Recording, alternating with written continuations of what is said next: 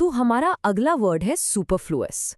ये एक एडजेक्टिव है, यानी कि विशेषण, और इसका मतलब है कोई भी ऐसी चीज जो जरूरत से ज्यादा हो, बिल्कुल एक्स्ट्रा, जिसकी कोई नीड ही नहीं है। सीधे शब्दों में कहें तो अनावश्यक। चलिए देखते हैं कि इसे सेंटेंस में कैसे यूज करते हैं। He cleared off all the superfluous ornaments from the shelf to create a minimalist look. अब यहाँ पर superfluous ornaments का मतलब क्या हुआ?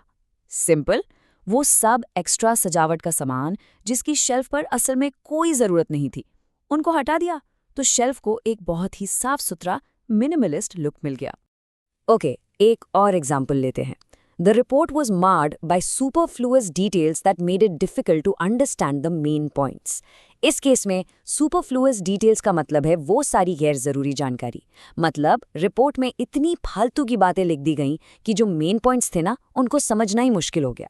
तो ये एक्स्ट्रा इन्फॉर्मेशन फ़ायदे की जगह नुकसान कर रही थी। और ये रहा हमारा आखिरी एग्जाम्पल, जो आजकल बहुत ही कॉमन है।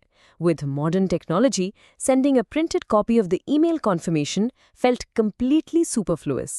इसका मतलब तो बिल्कुल साफ है। सोचिए, आपको ईमेल पर कॉन्फर्मेशन मिल चुका है, तो फिर उसका प्रिंट आउट निकालकर भेजना, ये तो बिल्कुल सुपरफ्लुअस हुआ ना, एकदम अननेसेसरी। इसकी भला अब क्या जरूरत है?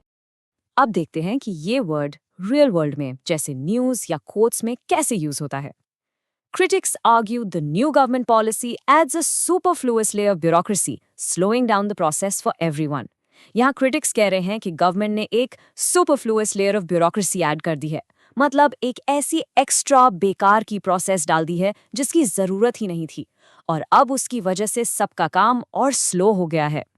किसी भी वर्ड को और अच्छे से पक्का करने के लिए जल्दी से इसके सिनोनिम्स और एंटोनिम्स देख लेते हैं। तो देखिए, सिनोनिम्स यानी मिलते जुलते वर्ड्स हो गए अननेसेसरी या एक्स्ट्रा, सिंपल गैर जरूरी, और इसका उल्टा यानी एंटोनिम्स वो होंगे नेसेसरी और एसेंशियल, मतलब बिल्कुल जरूरी।